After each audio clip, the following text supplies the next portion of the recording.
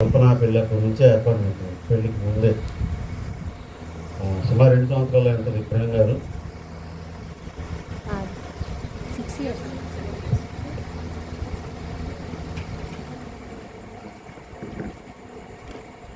ఎన్ని సంవత్సరాలు అంటే సుమారు 7 years. సుమారు 7 సంవత్సరాలుగా మరి సంఘంతో నాకు అనుబంధం ఉంది. అయితే అందరికీ దరిదాపు నేను తెలుసు. నా కోసం ప్రార్థించిన వారిలో మీరు కూడా ఉన్నారు. అట్ ద సేమ్ టైం ఒక సేవకుడిగా, అదే రీతిని ఒక అన్నగా, ఒకవేళ పెద్దవాళ్ళు అయితే మీ తమ్ముడుగా నేను కొన్ని విషయాలు చెప్పాలనుకుంటున్నాను. ఏంటంటే ఒక సంఘం అభివృద్ధి చెందాలి అంటే, దానికి సేవకుడు ఒకడే కాదు, సేవకుడితో పాటు విశ్వాసులు. సహజంగా నేను వెళ్ళిన చోట నేను ఇలాగ చెప్తాను. ఏం చెప్తానంటే, గొర్రెలు కాపరి ఉంటాడు, కాపరి గొర్రెలను కాస్తుంటాడు. అంతేనా? బర్రెలు కాస్తాడా? గొర్రెలు కాపరి కొంచెం గట్టి చెప్పండి. గొర్రెలే కాస్తాడు. గొర్రెలు కాచే కాపరి మరి కాపరి పిల్లలను పెడతాడా? గొర్రెలు పెడతాయా?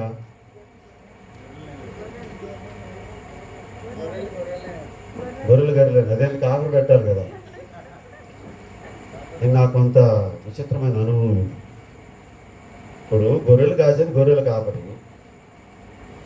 కాబట్టి గొర్రెలు కాపరి పెట్టాలా? గొర్రెలు ఎందుకు పెడతాయి పిల్లలు? సో ఇక్కడ కాపరి వేరు, గొర్రెలు వేరు. సో గొర్రెలు మాత్రమే గొర్రెలు పెడతాయి, గొర్రెలు మేకలను పెట్టవు. సో ఈ సంఘానికి కొన్ని సంవత్సరాల నుంచి వస్తున్నారు విశ్వాసులు. మరి ఇది ఎప్పుడు స్థాపించబడిందో నాకైతే తెలియదు. ప్రతి సంవత్సరం వార్షిక రిట్రీట్ మాత్రం వార్షిక మీటింగ్స్ జరుపుతూ ఉంటారు నవంబర్ నెలలో. అయితే నేను అడగవలసిన ప్రశ్న ఏంటంటే, మరి సంఘానికి వస్తున్నటువంటి విశ్వాసులు మరి నూతన ఆత్మలను కనగలుగుతున్నారా? ఇది నా ప్రశ్న. లేకపోతే ఉన్న ఆత్మను బాగొడుతున్నారా? క్రొత్త ఆత్మలు కనగలుగుతున్నారా? లేకపోతే ఉన్న ఆత్మలు వెళ్ళిపోతున్నారా? లోకాసు వార్త 17వ అధ్యాయంలో ఒక 10 మంది కుష్ఠరోగులు ఉన్నారు. లోకాసు వార్త 17వ అధ్యాయంలో 10 మంది కుష్ఠరోగులు ఉన్నారు. ఈ 10 మంది కుష్ఠరోగులు యేసు ప్రభు యెరూషలేము మార్గంలో ఎరుకో నుంచి యెరూషలేము మార్గం వైపు ప్రయాణిస్తూ ఉండగా ఆ 10 మంది కుష్ఠరోగులు ప్రభు దగ్గరికి వచ్చారు. ప్రభు దగ్గరికి రాలేదు, దూరాన నిలబడ్డారు. ప్రభువా, దావీదు కుమారా, మమ్మల్ని కరుణించని కేక వేశారు. కేక వేసినప్పుడు ప్రభు వారిని చూచి వారిలాగా చెప్పాడు, మీరు మీ ఊరిలోనికి వెళ్ళి మీ యాజకులకు మీ దేహాలు కనపరచుకోండి అన్నాడు. అంటే వాళ్ళు ప్రభు మాట విన్నారు, తిరిగి వెళ్ళారు. ఇక్కడ మనం గమనించవలసిన విషయం ఏంటంటే, ఆ 10 మంది కుష్ఠరోగులు కూడా ఎవరు యేసు ప్రభు మా నెత్తి మీద చేయలేదు, లేకపోతే మా కొరకు ప్రార్థన చేయలేదు అని ఎవరు బాధపడలేదు. యేసు ప్రభు చెప్పారు. తిరిగి వారు గ్రామం వెళ్తుండగా అక్కడ రాస్తాడు 17వ అధ్యాయంలో, మార్గ మధ్యంలో వారు శుద్ధులయ్యారు. దేవునికి స్తోత్రం. కొంచెం గట్టి చెప్పండి. మార్గ మధ్యంలో శుద్ధులయ్యారు.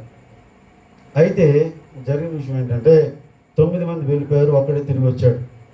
ప్రభు దగ్గరికి వచ్చి, ప్రభువా, నాకు స్వస్థత దొరికింది అని చెప్పి వాడు కృతజ్ఞతాపూర్వకంగా మోకాళ్ళని ప్రభువు చెప్తుంటే, ప్రభు అడుగుతున్నాడు, నువ్వు వచ్చావు, ఆ 9 మంది ఎక్కడా? నేను చెప్పబోనుకున్న విషయం ఏంటంటే, ఈ ఒక్క కుష్ఠరోగికి ఉన్న కృతజ్ఞత సంఘ విశ్వాసులకు ఉందా అని అడుగుతున్నా. ఈ ఒక్క కుష్ఠరోగి అర్థమవుతుందని అన్నమాట. ఈ ఒక్క కుష్ఠరోగి ఉన్న కృతజ్ఞత సంఘస్థులకు ఉందా? వాడి రోగం నయమైంది, వచ్చాడు, స్వస్థచిత్తుడయ్యాడు, మోకాళ్ళు ఉన్నాడు, ప్రభువా ఇదిగో నాకున్న కుష్టి పోయింది. కలవరి సువార్తిక సంఘానికి ఇన్ని సంవత్సరాల నుంచి వస్తున్నారు. మరి ఒక్క ఆత్మనన్న కనగలుగుతున్నారా? ఒక ఆత్మనన్న కలగలుగుతున్నారా? ఇది ఈ రాత్రి మనల్ని మనం ప్రశ్నించుకోవాల్సిన విషయం. మనల్ని మనం ప్రశ్నించుకోవాల్సిన విషయం. ఇంకొక చెప్పమంటారా? ఏ సంఘం అయితే ఆత్మలు కంటూ ఉంటుందో ఆ సంఘం జీవం కలిగిన సంఘం. అర్థమైందా? ఆత్మలు కానీ సంఘం ఏ సంఘం? కొంచెం గట్టిగా చెప్పండి. మీరు గట్టిగా చెబితే దేవుడు జీవాన్ని ఇస్తాడు సంఘానికి. ఇంకా రేపు నవంబర్ కల్లా కొత్త ఆత్మలు ఒక 20 చేరుతాయి మీ సంఘంలో. దేనికి? నీలో ఉద్యోగం లేదు, ఆరిపోయింది, ప్రార్థనకు రా అంటే ఏం వెళ్తాంలే, టీవీలో సీరియల్ ఉందిగా. ఏమండి, పాస్ గారు ఏమో ఎక్కడికి వెళ్దాం రండి అంటే నాకు పని ఉంది కానీ తప్పించుకొని వెళ్ళే ఆ తత్వమే కనపడుతుంది. కానీ అరే ఇది ప్రభు పని, ఈ ప్రభు పని నేను చేయాలి అని ఒక నిబద్ధత తీసుకోవడం లేదు. ఒక నిబద్ధత లేదు, ఒక క్రమము లేదు. ఏమండి, ఈ రాత్రి వేళ నేను చెప్పబోనుకున్న విషయం ఏంటంటే, మనకు ఇన్ని సంవత్సరాలు పాస్టర్స్ మారారు, వెళ్ళిపోతున్నారు, వస్తున్నారు. ఇన్ని సంవత్సరాలు ఈ సంఘంలో ఉంటున్నాం. ఈ సంఘానికి మనమేం చేస్తున్నాం? అయ్యారు నేను రావటమే కష్టమైతే ఇంకెవరు వస్తారయ్యా? నేనే 10 గంటలకు ఆరాధన అంటే కాళ్ళు చేతులు వీడ్చుకొని 12 గంటలకు వస్తా, ఆమె అనగానే వెళ్ళిపోతా. సో ఇటువంటి మనస్సు మంచిది కాదు. దేవుని సంఘానికి సమయానికి రావాలి. అది క్రమమైన పద్ధతి. జీవం కలిగిన సంఘంలో మనం విశ్వాసులుగా ఉన్నప్పుడు మనము చేయవలసిన కొన్ని నియమావళులు కూడా మనం నేర్చుకోవాలి. మొట్టమొదటిది సమయానికి చర్చికి రావాలి. సమయానికి ఆడికి రావాలి. చెప్పలేదండి. ఇప్పుడు భోజనం ఉందండి పాస్ గారు. నేను ఇందాక పాస్ గారిని గమనిస్తున్నా. ప్రియులారా భోజనం 1:30 కల్లా చేద్దాం, ప్రియులారా 4 గంటలకల్లా స్నాక్స్ టీ ఉండి ఈ చెబుతున్నారు. కానీ ఇటు ప్రార్థన ఇది సంగతం చెప్పట్లా. ఇప్పుడు నేను కూడా అదే చెబుతున్నాను. మీకు కూడా భోజనం ఉందంటే ఇబ్బంది ఏమి లేదు, సమాధానం కొంచెం గట్టిగా చెప్పండి. చర్చికి ఏం చేయాలా చెప్పాలి కొంచెం గట్టిగా. నాకు వినపట్టలేదు. ఇంకొంచెం గట్టిగా. సమయానికి ఏమైనా వెళ్ళిపోవాలా? పాస్ గారు వాకింగ్ చదువుతుంటే ఇంకొక ఆయన టైం అయిపోయి చూస్తుంటాడు. నేను ఇంకా ముగించట్లేదు, నువ్వు వచ్చేదే కాళ్ళు ఇడుచుకొని 11:30కి 12:30 కల్లా ముగించమంటే ఏం ముగిస్తాడు పాస్ గారు? ఏమండి? సో చర్చికి ఖచ్చితంగా సమయానికి రావాలి. ఈ విషయాన్ని గుర్తుపెట్టుకోండి. నేను ఊరికి నీ మాట చెప్పట్లేదు. నీ పాదాల అడుగులు కూడా దేవుడు లెక్క వేస్తాడు. ఈ సత్యాన్ని గుర్తుపెట్టుకోండి. నీ పాదాల అడుగులు దేవుని సన్నిధిలో ఎన్నిసార్లు ఉన్నాయో అది కూడా దేవుడు లెక్కేస్తాడు. నువ్వు సమయానికి వచ్చావా లేదు కూడా దేవుడు చూస్తాడు. మీరు అనుకుంటారు నేను వెళ్ళకపోతే ఏమైందిలే. పూర్వం ఒక రాజుగారు ఉన్నాడంట. ఆ రాజుగారు పుట్టినరోజు ఏ రోజు? బర్త్డే అంటే అర్థమైందా? ఆ బర్త్డే అంట. మరి పుట్టినరోజు అంటే ఏ రోజు అంటే పుట్టినరోజు చెప్పరే. నీ విషయం నేను ఎందుకు పలికిస్తున్నానంటే చీకట్లో ఉండాలి మొగలు. నాకు ఒక్కళ్ళు కూడా కనపట్ల, కానీ పళ్ళను చూసి సంతోషపడదామని. రాజుగారు పుట్టినరోజు అంట. రాజుగారు రాజ్యం మొత్తం ప్రచారం చేయించాడు. ఏమని? రాజుగారి పుట్టినరోజు పాయసము పరమాన్నాలు అన్నీ వండాలి, ఊళ్ళో దేశంలో ఉన్న వాళ్ళందరూ, రాజ్యంలో ఉన్న వాళ్ళందరూ పాలు తీసుకొని వచ్చి రంజన్లో పోయమని చెప్పాడంట. పెద్ద పెద్ద రంజన్లు, బాణలు అంటారు. సరే, మొత్తం మీద రాజుగారి పుట్టినరోజు వచ్చింది. పొద్దున్న 5 గంటల నుంచి పాలు పోస్తున్నారు బాణంలో. పోస్తుంటే సరే, తీరా వాళ్ళు వంటశాల నుంచి వస్తారు కదా, వాళ్ళు వచ్చి పాయసము అది పరమాన్నం మీద వండడానికి ఆ బాణంలో చూస్తే మొత్తం నీళ్ళే ఉన్నాయంట. ఇదేంద్రా బాబు అంటే వాళ్ళు అనుకున్నారంట, రాజ్యంలో వాళ్ళు ఎవరో ఒకరు పాలు పోతాడు, మనం నీళ్లు పోతే పాలు నీళ్లు 2 కలుగుతాయి అనుకున్నారంటాడు. అందరూ ఏం చేశారు? నీళ్ళు తీసుకొచ్చి పోసారు. అట్లా సంఘస్థులు కూడా ఇలానే తయారయ్యారు. మనం బాగపోతే ఏమైందిలే, మనం పోతేనే పాస్ గారు వాకింగ్ చదువుతాడా, మనం పోతేనే పాస్ గారు ప్రార్థన చేస్తాడా, మనం ఇంటికాడ ఉన్నా వాళ్ళు ఇటు ఆదివారం ఇదిగో పలానా వాళ్ళ ఇంటో ప్రార్థన, పలానా వాళ్ళ కోసం ప్రార్థన చేయాలి. ఎందుకు ఈ సంగతి చేస్తానంటే, రాత్రి ఒక ఇంట్లో చూసా ప్రార్థనా స్తోత్రం ఫోటోలకు ప్రేమ కొట్టుండే. వాళ్ళే ఎవరు చేయరా ప్రార్థనలో? ఏమండి పుస్తకంలో చదువుతారు, పలానా మేరక్క ఏమైంది, తలనొప్పి వచ్చింది ప్రార్థన, ఫలానా రజనక్క పేర్లు ఎవరు లేరుగా, పేర్లు గలవాళ్ళు వాళ్ళని అందించుకుంటారు, ఫలానా రజనక్క. సో నేనేమంటానంటే, అందరిది బాధ్యత ఉంది, అందరిది బాధ్యత ఉంది. కృతజ్ఞత లేని వారిలాగా 9 మందిలాగా మనం వెళ్ళిపోకూడదు. కృతజ్ఞత కలిగిన వ్యక్తులుగా, ఈ సంఘంలో పెరిగిన బిడ్డలుగా, ఈ సంఘంలో పుట్టిన వారముగా మనము చేయవలసిన పని ఏంటంటే, సంఘము కొరకు నూతన ఆత్మలను కనాలి. ఈ మాట చెప్తే అయ్యా మమ్మల్ని ఆడ కనమంటారంటారా?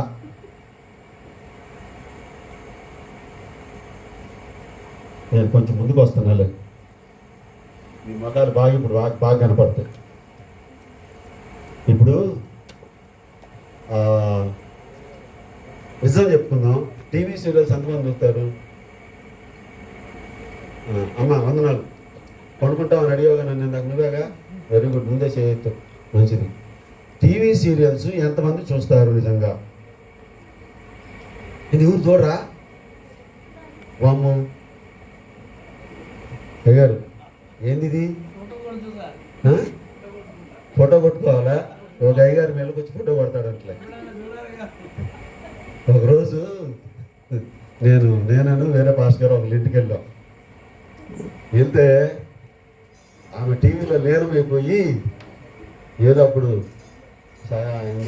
సిమెంట్ రేకులో ఏదో రేకులు వచ్చేదాన్ని సీరియల్ నాకు అది చూసావా, పేరు వచ్చింది బయటికి. ఇట్లా చెబితే కానీ మీరు చెప్పరని నాకు తెలుసు ఆ సంగతి. సరే, ఆమె ఏం చేస్తుంది, సీరియల్లో లీనమైపోయింది. అన్నం ఎడతింటారు, ప్లేట్లో ముద్దలు కలుపుకొని ఎడతింటారు. ఆ సీరియల్లో లీనం అయిపోయి ఎట్టేసుకుంటుందండి వెనక అక్క. సరే, నేను ఎందుకు ఈ విషయాన్ని జ్ఞాపకం చేశానంటే, ఆ సీరియల్స్ లేకపోతే కొత్తగా వచ్చిన సినిమాలో వేటి గురించో చాలామంది రకరకాల డిస్కషన్ పెట్టుకుంటారు. నేను బయట అన్నిటి గురించి చెప్పట్లేదు, బయట అన్నిటి గురించి మాట్లాడట్లేదు. డిస్కషన్ పెట్టుకుంటారు. అక్క ఆ సీరియల్ ఏమైంది, ఆ హీరో ఏమయ్యాడు, ఏది? ఒక 10 మంది ముఖానికి రంగు రాసుకొని రోజు మళ్ళీ దాంట్లో ఏం చేస్తాడు, 8:30 అయ్యేసరికి టక్కున ఏదో ఒకటి మ్యాజిక్ చేసి ఆపేస్తాడు. రేపొద్దున ఏమైంది, రేపేమైంది అని వీళ్ళు ఈ రోజంతా ఆలోచిస్తుంటారు. సో ఇట్లా రకరకాలైన రంగుల ప్రపంచంలో అపవాది మోసం చేస్తున్నాడు చాలామంది జనాన్ని. అయితే నేను చెప్పబోతున్న విషయం ఏంటంటే, వీటి గురించి లేకపోతే పక్కన వ్యక్తుల గురించి మాట్లాడుకునే టైం నీకున్నప్పుడు ఒకరికి సువార్త చెప్పలేవా?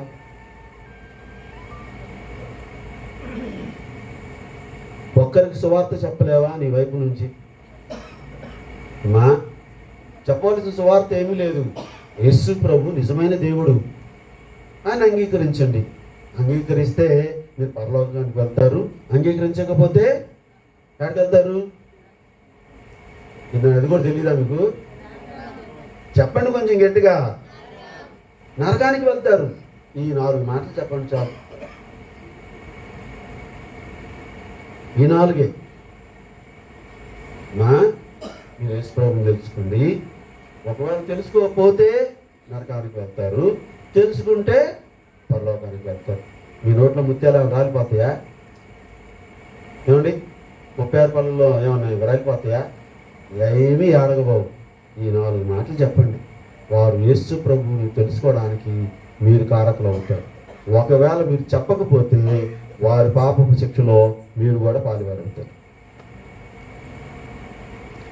చెప్పవలసిన బాధ్యత మనకి దేవుడు ఇచ్చాడు. సో ఇప్పటి నుంచి మీరు కనీసం రోజుకి 2 సువార్త చెప్పాలి. 2 అయ్యా నువ్వేదో చదువుతున్నట్టున్నావు, మాకేం అర్థం కావట్లేదు అంటున్నారా? ఏం చెప్పాలి? రోజుకి 2 సువార్త చెప్పాలి. రోజుకి 2 చెప్పారు అనుకో, 4 రోజులు ఎంతమంది చదువుతారు? 60 మంది చెప్తారు. సంఘంలో ఎంతమంది ఉన్నారు అయ్యారు? 20 కుటుంబాలు ఉన్నాయి. 20 కుటుంబాలు ఒక్కొక్కరు 20 మంది నెల రోజు చెప్పారనుకో, 20 1200 మంది చదువుతారు. ఎన్ని రోజులకి? నెల రోజులకి 1200 మంది చెప్తే సంవత్సరానికి ఎంతమంది చదువుతారు చెప్పండి? సంవత్సరానికి ఎంతమంది చదువుతారు?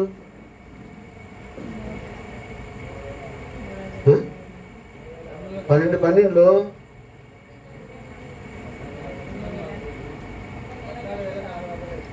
14,000. చూడండి, రోజుకి 2 చెప్తే సంవత్సరానికి 14,400 మంది చెప్తారు. నేను అంటాను రోజుకి ఒక్కళ్ళకి చెప్పండి. రోజుకి ఒక్కళ్ళకి చెప్పండి. వాళ్ళల్లో కనీసం 10 మంది అన్న దేవుని సంఘంలో కలపడతారు. కనీసం 10 మంది. నెలకు 10 మంది కలిశారనుకోండి, సంవత్సరానికి 120 మంది కలుస్తారు సంఘంలో. సో మనము చేస్తున్న పని ఏంటంటే మన బాధ్యత మనం నెరవేర్చలేకపోతున్నాం. ఇప్పుడు చెప్పండి, కుష్ఠరోగికి కృతజ్ఞత ఉందా? మనకు కృతజ్ఞత ఉందా? ఒకడికి దెయ్యం పట్టిందట. వాడు రాళ్ళు తీసుకొని వాండి పొడుచుకుంటున్నాడు భయంకరంగా. లోకాసువార్త 10వ అధ్యాయంలో ఉంటుంది ఈ విషయం. వాడు భయంకరంగా పొడుచుకుంటున్నాడు. ప్రభు వెళ్ళాడు, వాడిని స్వస్థపరిచాడు. వాళ్ళలో ఉన్న శానైన దెయ్యం పందుల గుంపులోకి వెళ్ళిపోయింది. ఆ తర్వాత రాస్తాడు ఆ వ్యక్తిని గురించి, వాడు దెకపొలిలో దేవుణ్ణి ప్రకటన చేయని ఆరంభించను. దెకపొలి అనగా 10 గ్రామాలలో దేవుని గురించి చెప్తున్నాడు. మరి నువ్వు నేను ఇన్ని సంవత్సరాల నుంచి ఇక్కడ ఉంటున్నాం, కనీసం ఒక్కరికన్నా దేవుని సువార్త చెప్పగలుగుతున్నామా? ఆ దెయ్యం పట్టిన వాడికి సైతం ఉంది కృతజ్ఞత, దేవుడు నా జీవితంలో మేలు చేశాడు అని. కుష్ఠరోగి ఉంది కృతజ్ఞత, దేవుడు నా జీవితంలో మేలు చేశాడని. ఓ కల్వరి క్రీస్తు సంఘం వారా, ఈరోజైనా ఈ మాటలు మీ హృదయంలోకి వెళ్ళనివ్వండి. మీ సంఘము జీవం కలిగిన సంఘంగా ఇంకా అభివృద్ధి చెందాలంటే నూతనమైన ఆత్మలు మీ సంఘంలోకి రావాలి. అలా రావాలి అంటే మీరు సువార్త ప్రకటన ప్రారంభించాలి. సువార్త ప్రకటన ప్రారంభించాలి. మనము ఆ పని చేయడం లేదు. పొద్దున్న లభిస్తున్నాం, ఇంటి పనులు చూసుకుంటున్నాం, పిల్లలు స్కూల్కి వెళ్తున్నారు, ఇంకేదో కాలక్షేపం అయిపోతుంది, కానీ మనము చేయవలసిన పని చేయడం లేదు. సో ఈ రాత్రి ఆలోచన చేయండి. నేను నిజంగా ఒక ఆత్మను నాకు అనగలుగుతున్నాను. ప్రాముఖ్యమైన విషయం చెప్తాను. దేవుడు ప్రతి ఒక్కరిని ఖచ్చితంగా లెక్క అడుగుతాడు. ఈ సంగతి మీకు తెలుసో లేదో నాకు తెలియదు. ఖచ్చితంగా ప్రతి ఒక్కరు లెక్క అడుగుతాడు. ఏందయ్యా లెక్క అంటే, అమ్మా నువ్వు అయ్యా ఎన్ని సంవత్సరాల నుంచి నువ్వు సంఘానికి వెళ్తున్నావు అంటే, చాలామంది మేము 10 సంవత్సరాలు, చాలామంది 20 సంవత్సరాలు, మేము 40 సంవత్సరాలు, లేకపోతే 50 సంవత్సరాల నుంచి వెళ్తున్నానయ్యా సంఘానికి అని ప్రభుత్వం చెప్తే, మరి నా కోసం ఆత్మన్నా కన్నావంటే నీ సమాధానం ఏంటి?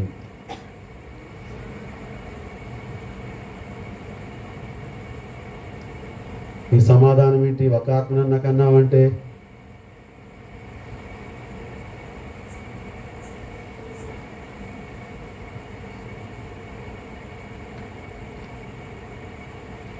ఒక ఆమంట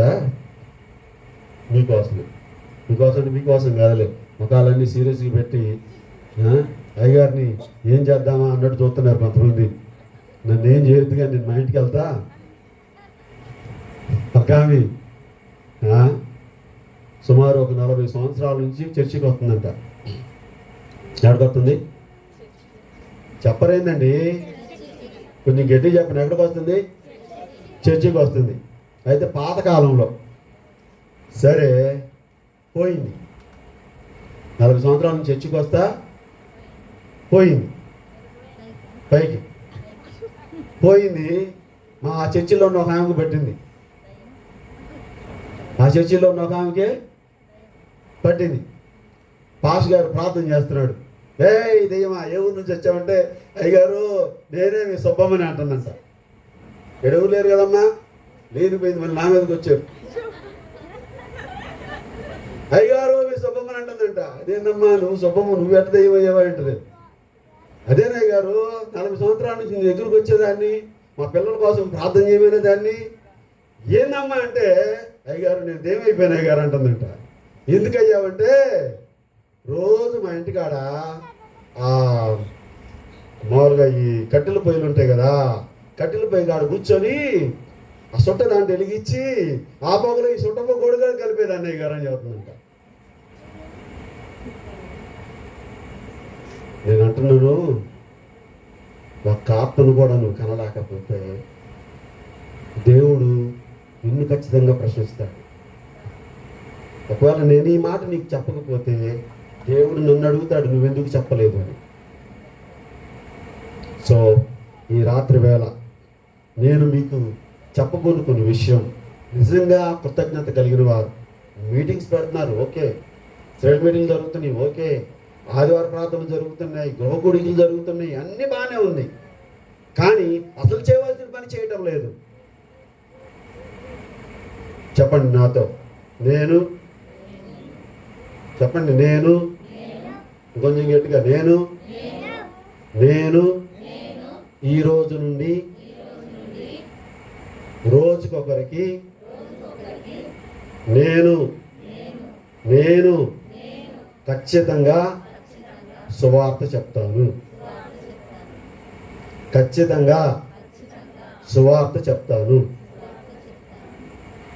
నాకు చెప్పలేదు, నేను దేవుడికి చెప్పారు. నా బాధ్యత అయిపోయింది. దేవుడికి లెక్క చెప్పాల్సిన పని మీదే. పెద్దవాళ్ళు అంటారే ఎవరు దాని నెత్తి మీద వేయాలని, అట్లా మీ నెత్తి మీద మీరు వేసేసారు, నాకు సంబంధం లేదు. సో మరలా నవంబర్లో ఇక్కడ మీటింగ్స్ జరిగే సమయానికి ఎంతమంది ఈ సువార్తకు సంఘం వాళ్ళు ఉండాలంటే, ఇది అక్టోబర్ నెల. మీరు నిజంగా రోజుకొకరు చెప్తే 20 కుటుంబాలు 20 మందికి చెప్తే 30 రోజులకు 60 మంది అవుతారు. 60 మందితో నవంబర్లో మీటింగ్స్ జరగాల. దేవునికి స్తోత్రం. 20 కుటుంబాలు ప్లస్ 60 కుటుంబాలు, మొత్తం 80 కుటుంబాలు ఉండాలి. మీరు ఖచ్చితంగా ప్రభు పని చేస్తే, లేకపోతే దానికి బాధ్యులు మీరే, నాదేమి లేదు. కాబట్టి ఈ రాత్రి నేను మీకు చెప్పకూడుకున్న విషయం, నిజంగా కృతజ్ఞత కలిగిన వ్యక్తులు కనుక మీరైతే దేవుని సంఘం కొరకు పాటుపడే వ్యక్తులుగా మీరు ఉండాలి. ఆ కుష్ఠరోగి కృతజ్ఞత కలిగి ఉన్నాడు. ఆ తర్వాత ఆ దెయ్యం పట్టినవాడు కృతజ్ఞత కలిగి ఉన్నాడు. మరి క్రైస్తవ సంఘ బిడ్డలుగా మనం కృతజ్ఞత కలిగి ఉన్నాము. ఈరోజు మీటింగ్ చాలా దేవుడు అద్భుతంగా జరిగించాడు. మరి నేను నిన్న ఫోన్ చేసినప్పుడు రామగుండంలో తీవ్రమైన ఎండ అన్నారు. మీరు ప్రార్థించారు, మేము ప్రార్థించాం. చల్లటి మేఘం వచ్చింది, చుట్టుపక్కల వర్షం పడినా మన దగ్గర వర్షం పడకుండా దేవుడు చేశాడు. దేవునికి స్తోత్రం. అద్భుతంగా అన్ని జరిగించాడు. దేవునికి స్తోత్రం. కాకపోతే మీరు ఇది మొదలుకొని చేయవలసిన పని ఆత్మలు కలడం ప్రారంభించాలి. దేవుడు ఒక మాట చెప్పాడు. ఏం చెప్పాడు తెలుసా? నశించిపోతున్న ఆత్మల కొరకు భారము కలిగి ప్రార్థించాలి. ఆయన ఇంకో మాట కూడా చెప్పాడు, ఒక్క ఆత్మ నశించిపోవడం నాకు ఇష్టము లేదు. ఈ రామగుండం ప్రాంతంలో అనేక మంది యేసు ప్రభువుని తెలుసుకోకుండా ఉన్నారు. వారందరి కొరకు ప్రార్థించవలసిన పూచి మీది. సో ఈ రాత్రి వేళ ఆ బాధ్యత తీసుకొని ముందుకు కొనసాగాలని మనం చేస్తూ ఈ మాటలు ముగిస్తున్నాను. దేవుడి కొద్ది మాట మనకిల్లో దీవించును కాక. ఆమేన్.